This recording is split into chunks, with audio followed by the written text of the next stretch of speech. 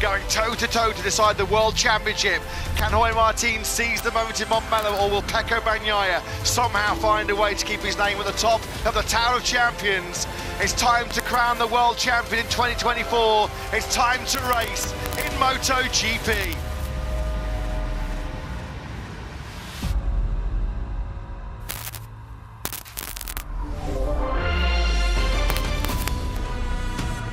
So the Circuit de Barcelona, Catalunya, 4.66 kilometres in length, 2.89 miles, 14 corners, 8 of them right, 6 of them left. An over 1,000 metre start-finish rate. First on the calendar in 1992 as the Grand Prix of Europe until 1995. It's fast, it's very technical, plenty of overtaking hotspots here in Barcelona. Sector 1 includes the long sweep through turn 3. Overtaking opportunities into turn 10 and also the final corner into turn 14.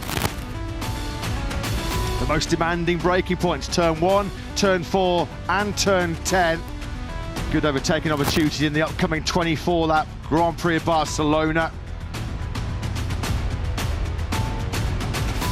Hard on the brakes into that first corner, that gives you a chance to make some moves, also into 4 and 5. This was Marc Marquez here back in May, using the slipstream and power of the Ducati to ease through on the Aprilia as Aleix Espargaro.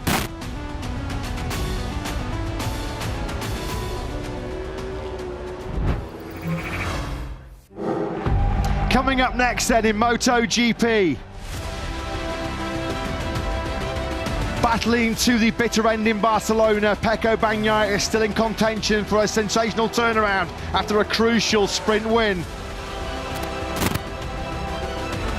A day he's waited his whole life for. Jorge Martin is ready to conquer the world in Catalunya.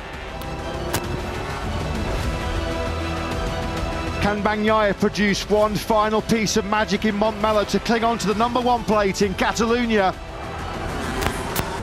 To keep the rematch rolling into our final Grand Prix race day of the season. It was aggressive starts from both Martin and Bastianini. Early contact between Marc Marquez and Pedro Acosta ended their hopes of a podium. Bastianini, a proper pest, wasn't he, for Jorge Martin? It went all the way down to the last lap. The beast on the inside of the World Championship leader with a brave move at turn 5. 2 points taken away from Martin at the end of the sprint. 7 sprint wins then in 2024 now for reigning world champion Pecco Bagnaia, but he still has a mountain to climb in Montmello as Jorge Martin sits on the brink, 19 points clear with just 25 left to fight for if he's to become the first independent team rider to win in the modern 4-stroke era. Well, he needs a 9th place. 7 points, that's the magic number. That is all that stands between Jorge Martin and glory in Barcelona. It's the final chapter in the rematch. They were the 2 superstars in MotoGP in 2023. It has followed a familiar pattern throughout 2024. They have been the reference. They have taken MotoGP to a new level. And finally, Jorge Martin and Pecco Bagnaia. It has all come down to the final day of the season. Could it go all the way down to the last lap of what has been a remarkable and unforgettable 75th anniversary season in the MotoGP World Championship? Matt Burton, Lewis Sotheby in the commentary box with Simon Crafar, his last dance down in pit lane, bringing you all the coverage here at the Circuit de Barcelona, Catalunya. Jorge Martin, 26 years of age, is the Spanish rider. Pretty much every day for those 26 years, he has worked tirelessly. He's shed blood, sweat and tears to put himself in this position. 19 points clear of Pecco Bagnaia, who once again, the factory Ducati rider, there's only one mission here for Bagnaia in Montmello. He simply has to win. Will a double win, will an 11th Sunday win still see Bagnaia come up short? He needs some help. He maybe needs a slip up lately. Any breeze The perfect way to bring down the curtain on a classic MotoGP campaign. But will it be a perfect finale for Pecco, or the dream completed for Jorge Martin? Third year in a row, the MotoGP World Championship has gone down to the wire. Bagnaia won it in 2022 against Fabio Quartararo. Bagnaia took the spoils last time out in Valencia 2023. Against Jorge Martin, of course. Still very much game on after Bagnaia took the Tissot sprint yesterday. Toe-to-toe action. Doesn't get any closer than that, does it, in the braking zone yesterday in the sprint, as Enea Bastianini did take two, what could be very precious points away from Martin on the very last lap. Lewis, it all comes down to this season which started in stunning fashion under the lights in the Doha Desert. We hoped it would come down to a fitting finale, a thrilling climax between two riders who've put on some show over the last 24 months or so. We're ready for the rematch. Martin versus Bagnaia. It's almost a shame in some respects that only one of them can be champion, because they've both put up incredible seasons. We've seen supreme sporting skill. We've also seen a fair share of mistakes from both of them. Almost impossible in a season spanning 20 races and 20 sprints to not see the odd error.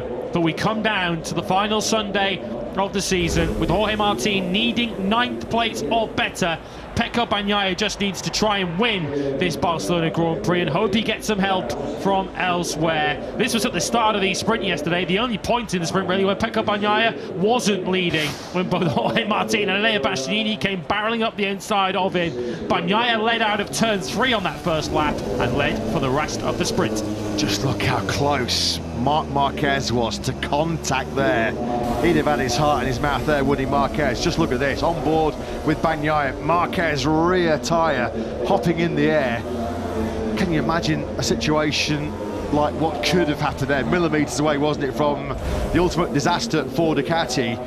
They are due to welcome Marc Marquez into the factory fold here in Barcelona on Tuesday. Well, he's got fans who've come all the way from Brazil just to see the number 93. Who was it? Fernando and Deborah, I believe it is, just behind the Brazilian flag. Well, let's hope they'll see a strong end to his maiden year with Ducati for Marc Marquez. That would have been quite an awkward introduction to the factory Ducati garage on a Sunday night here in Barcelona. Yeah, the wall might have been built up before they'd even got together as teammates. Speaking of getting together, Marc Marquez got together a couple of corners after he narrowly missed Pecco Bagnaia. Pedro Acosta didn't miss Marc Marquez coming around turn number 3. Fair to say Pedro Acosta wasn't all too pleased with the 93. But Marc Marquez doesn't take any prisoners. We've known that for quite some time. The front fairing ripped off, and you can see the little wave of the hand there from Pedro Acosta to tell us what he thought of that. That's not the last time we've seen damage done to a Gas Factory Racing KTM either, because Pedro Acosta trashed one in warm-up this morning in very cold conditions when air temperature wasn't even into double figures. It was 9 degrees when we went on the air for warm-up this morning, and Pedro Acosta had a big crash coming into turn number 5 when the front end washed away under braking with barely any lean angle whatsoever. Fortunately though, Pedro Acosta is A-OK to start this Barcelona Grand Prix from 6th. The Shark looking for one big final show in his incredible rookie season. There is still a lot at stake in this final Grand Prix of the season, of course. It's all eyes, full focus on the big fight between the two heavyweights in MotoGP over the last couple of years. 19 points to remind you the gap between Martin and Bagnaia. Bastianini, third as it stands right now in the championship. He's 5 points clear of Marc Marquez. Here are your championship standings, and outside of that top quartet, they have been the awesome foursome, haven't they? Pedro Acosta and Brad Binder, just 2 points split those two in the fight for 5th overall. The first time in the modern four-stroke MotoGP era that the World Championship has been decided at the final round for 3 consecutive years. Bagnaia has been involved in all 3. In the previous 2, he has come out on top. This, though, is a big ask. In both the previous final round showdowns in 2022 and 2023, he came to the final Grand Prix in a pretty commanding position. He has been the chaser. He has been hunting Jorge Martin since Aragon. I think Martin's had the championship lead since Aragon. He gets the embrace from his parents.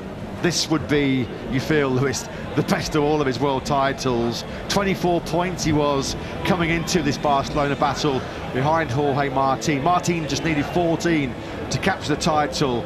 If Bagnaia is to keep hold of that #1 plate, well, what a story that would be for him and for Ducati. It says Go 3 on the back of Pecco Bagnaia's leathers. He'll be hoping to replace that with Go 3 later on this afternoon by taking a third consecutive MotoGP title. The problem for him is that it's largely out of his control. All he can control is his own result.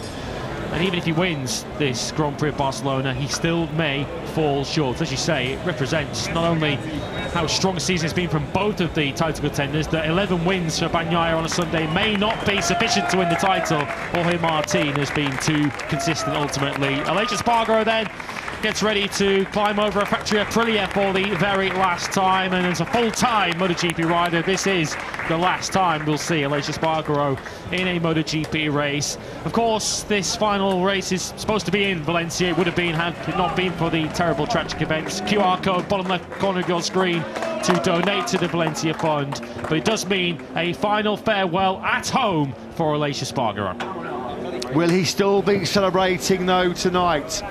Will there be tears of joy for Jorge Martin? Great friends, of course, with Aleix Espargaro. An emotional appearance there in the Factory Aprilia garage as Jorge Martin then comes to the Prima Pramac Ducati garage.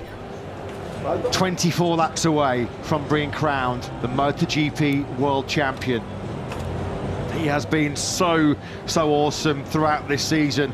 31 podiums in 39 races so far this season.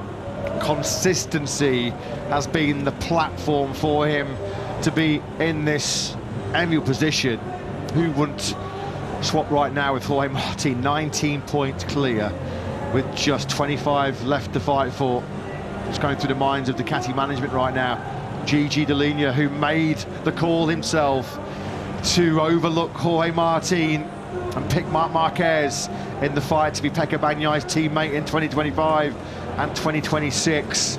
I don't think there's any regret in that decision by Ducati, but of course if Jorge Martin does get over the line today and wrestle the #1 plate away from Pecco Bagnaia, he'll also wrestle it away from Ducati and take the #1 over to the Factory Aprilia team. This was Davide Tardozzi speaking to our British colleagues at TNT Sports earlier on this weekend. If Aprilia wants to buy the #1 plate, let's see if they can keep it next year. Gauntlet thrown down, I believe. Don't know if Jorge Martin was reading that or whether he was looking elsewhere, but yeah, the fighting talk has already begun from the Ducati point of view. That's the number that Pecco Bagnaia wants to keep on the front of his factory Ducati for next season. Jorge Martin wants to prize it away from him.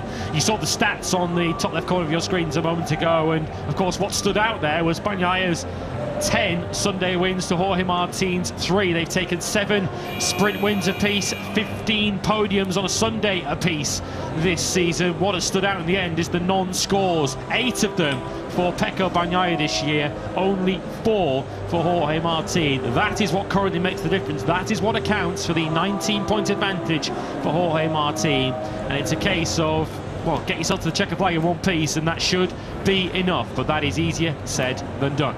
Sunday races so far this season where Pecco Bagnaia has outscored Jorge Martin by 19 points or more. Jerez, 25 points recovered on Martin after Martin crashed out of the lead in the Spanish Grand Prix. He also recovered 25 in the German Grand Prix, once again just 2 laps from home. It was a blunder by Jorge Martin which put Bagnaia victorious at the Sachsenring. And of course most recently Bagnaia recovered 19 points to Martin in one of our 2 visits to San Marino this year after the flag-to-flag fiasco by Jorge Martin when he pitted way too early for his rain tyre shod Prima Pramac Ducati.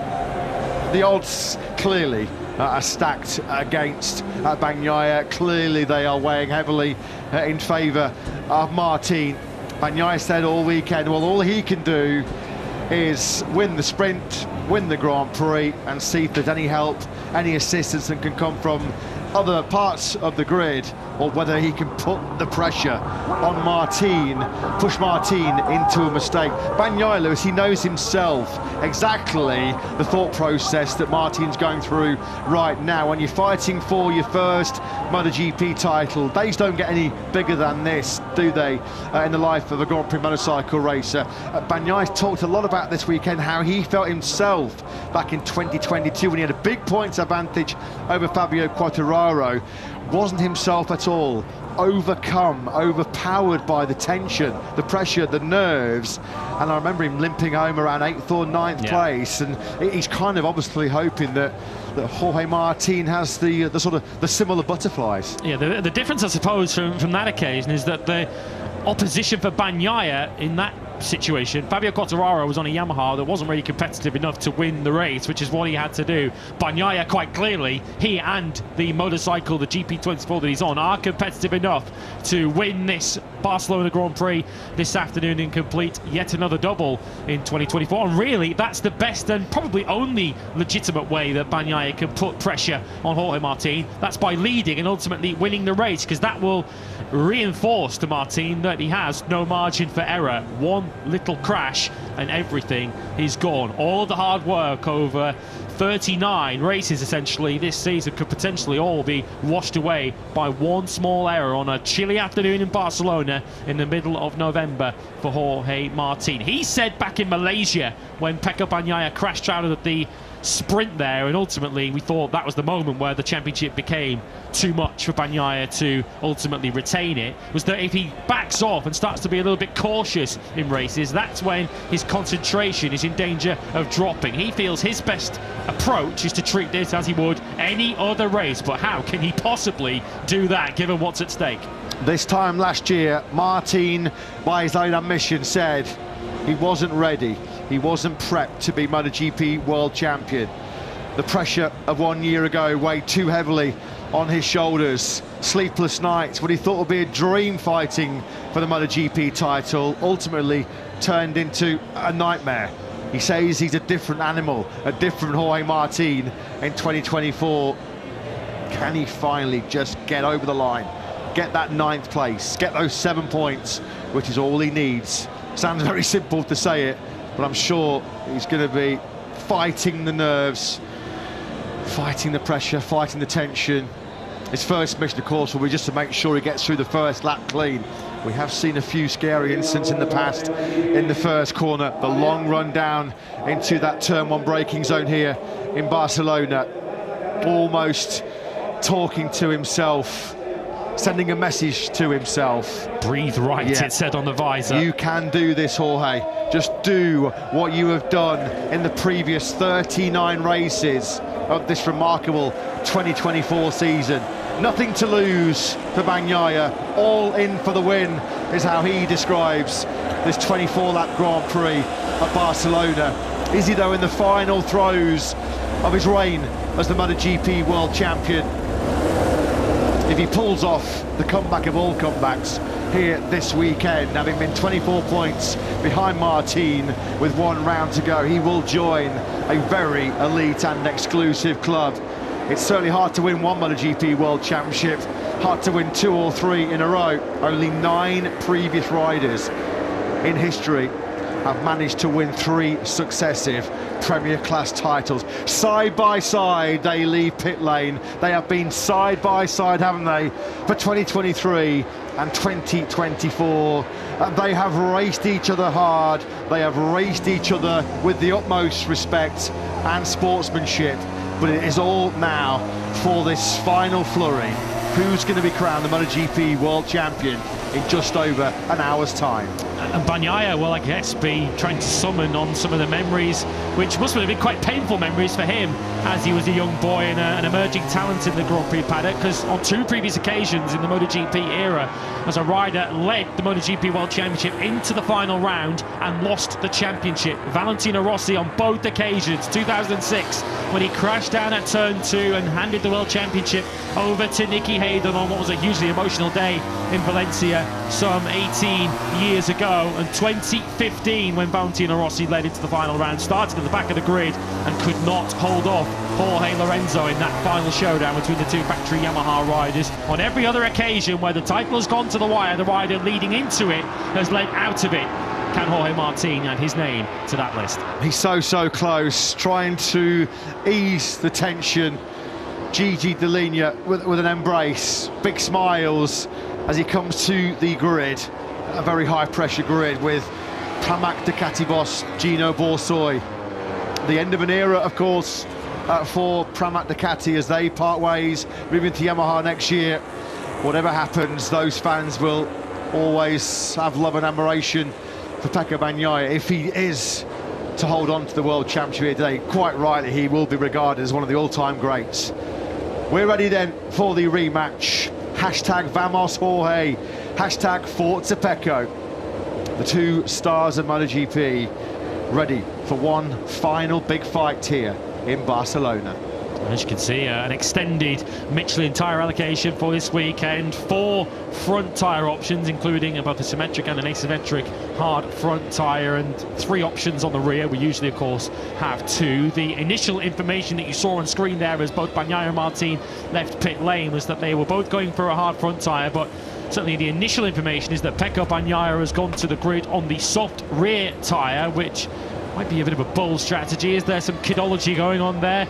Potentially trying to give a bit of a bum steer to Jorge Martin. Certainly information from the grid, certainly Simon Crowfoy is right there on the spot, is that there is a medium rear fitted. So we'll see what the decision ultimately is by the time they start. Certainly the words from the riders yesterday was that they didn't expect that soft rear tyre to be a raceable option over double the distance. Given the pace that Pecco Bagnaia has underneath him, he's not really in a position where he needs to gamble. He just has to do his thing and just see if it's good enough when we complete the 24-lap Grand Prix of Barcelona. It is a jam-packed front of the grid. All the media, all the guests, all the fans desperate to get a close-up look at our 2 title contenders. What part will Marc Marquez play in the destiny of the World Championship? He does not feel he has anything like a podium potential. A rather distant and disappointing 7th at the checker flag in yesterday's sprint, certainly not helped by the first lap contact with Pedro Acosta. He did come through though from 14th place on the grid here in our previous Barcelona visit in May to 3rd in the Grand Prix. Marquez flying away from only his 6th front row start of the season. How many people are on that Barcelona grid? This is the biggest show in motorsports this afternoon, the biggest show in sports. The biggest prize in two-wheeled motorsport is up for grabs today. Pedro Acosta, of course, a world champion in Moto3 and in Moto2. Have to wait for his chance in MotoGP. Can he bow out of his rookie season in the grand manner? He hasn't won yet in this rookie season, but he has come very close on many occasions so far, crashing, of course, out of the lead of the sprint back at Motegi. But it's been a story of crashes for him so far this weekend. Crash with his teammate, Augusto Fernandez, on Friday morning, and a crash in the warm-up earlier on today. Let's take a look at your final grid of the season then. Pecco Bagnaia on pole position from Aleix Espargaro and Marc Marquez. Jorge Martin, Frankie Morbidelli and Pedro Acosta make up your second row of the grid. Maverick Viñales, he starts from the front of the 3rd row in 7th. Enea Bastianini 8th. He got all the way to the lead of the race from 8th on the grid in the sprint yesterday. Marco Bezzecchi lines up 9th for his final race with BR46.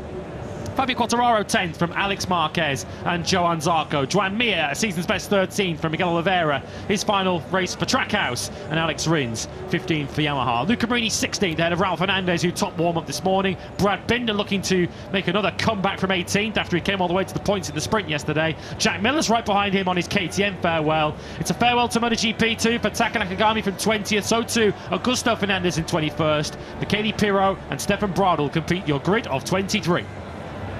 Getting themselves set then for the ultimate showdown. ready to battle for the ultimate accolade in motorcycle racing, the right to call yourself a MotoGP world champion, a right that has gone the way of Pecco Bagnaia in 2022 and 2023. He's clinging on by his fingernails to the #1 plate here in Catalonia. Jorge Martin has just sought sanctuary now in the Prima Pramac Ducati garage. There are just going to be so many nerves, just trying to clear his mind. Clear his eyes as well. Try and not to get ahead of himself. Try not to think too much about what lies in store. That's been one of the things he's worked on so much this season. Live more in the present. Think about what he can control rather than what he can't control. Let's get the thoughts though pre-race as Prima Pramac Ducati look to pull off history here today in Barcelona. Gino Borsoi joins Simon on the grid. He does. Gino, it wasn't easy to find you with the amount of people here on the grid. I really have to get your thoughts going into this big race coming up. Yeah, for sure. For us, it's a big day. It's a big day. We can call last dance. Last dance with Jorge, last dance with Ducati, last dance of the season. So great moment, good moment. Nervous a bit, not so much. Everything more or less is under control. Let's see what's going on. For sure, the first corner is the most tricky point, and then I think if we are able to pass the first corner, become, let's say, less stressful. But anyway, it doesn't matter where we finish today, how will we finish today. It's a big season. It's a big season for all the team, for Pramac. Let's see what's going on. Gino, one other question. It is no longer cool. It feels like it maybe even the warmest temperatures of the weekend. How does that affect tyre choice? Well, about the tyre choice, we were in discussion till the last minute. Most of Ducati decided to go with soft. This is what they said, but I'm not sure about that. On the rear. On the rear, right. We decided straight away to start with the medium. We think also about the hard, because as you said, temperature is high compared to the days ago. So let's see. We will keep the last decision just a few minutes before the start. Best of luck. Thank you. Yeah, thanks very much, Simon, and also a big thanks to Gino Borsoi for talking to us down on the grid. As we mentioned, it is a huge day, a momentous day here in Montmello for Jorge Martin. What a shot that is. Ducati CEO Claudio Domenicali embracing Prima Pramac Ducati boss Gino Borsoi. We do know that Ducati will keep hold of the Riders' Championship as we pause MotoGP racing for Valencia.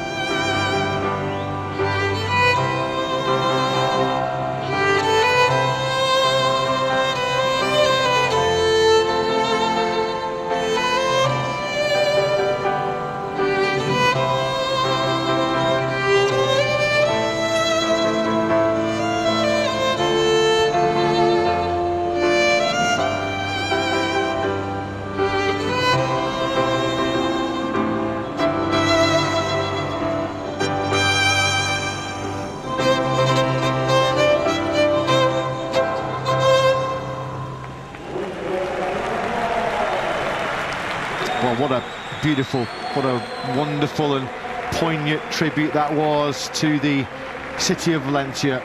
Of course, the Ricardo Tormo circuit, our traditional season finale. The circuit Ricardo Tormo this morning across their MotoGP social channels posted a video of an empty Ricardo Tormo circuit. We are missing you all a lot. These are tough days, but we will like to express gratitude to MotoGP and to the Circuit de Barcelona Catalunya, and we want to announce that we will be back. See you in 2025. We look forward to being back in Valencia in 2025. We are racing for Valencia here this weekend. We, of course, send all of our love, our strength and our prayers to those continuing to rebuild their lives after the tragic recent floods in Valencia. We have to thank as well, of course, Dorna, the FIM, IRTA, and in particular the Circuit de Barcelona Catalunya for putting on this season finale. A very, very emotional grid in so many respects here in Barcelona. We just saw those moving tributes to Valencia. Aleix Espargaro can't hold back the tears as he was on his factory Aprilia as he prepares to say farewell as a full-time Grand Prix motorcycle rider. Sam Crafar just telling us he was hoping to speak to Taka Nakagami as he bids farewell to MotoGP as a full-time rider as well, but Taka also struggling to compose himself. He's already in floods of tears as well. In terms of the championship then, 19 points, that is the advantage in favour of Martin. Can Bagnaia do what he did in Jerez, in the Sachsenring and in San Marino and score the 19 points or more that he needs to retain the MotoGP World Championship? Well, Pecco Bagnaia currently holds that number one. You saw it on the peak of his cap there. Is that number one going to be handed over to Jorge Martin and taken out of the doors of Ducati and parked on the front of a factory Aprilia as early as Tuesday later this week? We'll be back here for testing in a couple of days' time as the countdown to the 2025 season gets underway. And what an exciting campaign that promises to be, with Pecco Bagnaia joined in the factory Ducati box by Marc Marquez, Jorge Martin and Marco Bezzecchi heading off to Aprilia next season as well. And we'll head down very quickly to the grid for some pre-race thoughts. Claudio Domenicali of Ducati is speaking to Simon. Claudio, I had to come and find you because no matter which way it falls this afternoon, you can be proud of what Ducati have done this year. Yeah, it's been an incredible year. We won the championship 2022. Ryder World Championship was fantastic, a big emotion. Then last year we confirmed that, and often confirming is more difficult than doing it the first time. And actually winning for the third time in a row the Ryder World Championship with this kind of not only winning, but I would say even domination, you know, because very often we've been a full podium lockout, and many races, many up to now, all races but one have been won by a Ducati rider. It's kind of fantastic. That shows that the technology that Ducati Corsa have developed is really now leading, and so we are very proud, and I have to thank you, all the people back in Bologna, because they did a fantastic job. Thank you. Good luck this afternoon. Thank you, and the best of luck for everyone. Yeah, thanks, Simon. Whatever happens, Ducati are going to win the 2024 MotoGP Riders' Championship. Will it be their factory leader, Pecco Bagnaia? Will he keep that factory number one within the Ducati box for next season? Or will Jorge Martin be giving a parting gift to Ducati by taking the World Championship away from them for next season? We are 10 minutes away now from the start of the warm-up lap as the tension builds. We will pause now for the anthems of Catalonia and of Spain.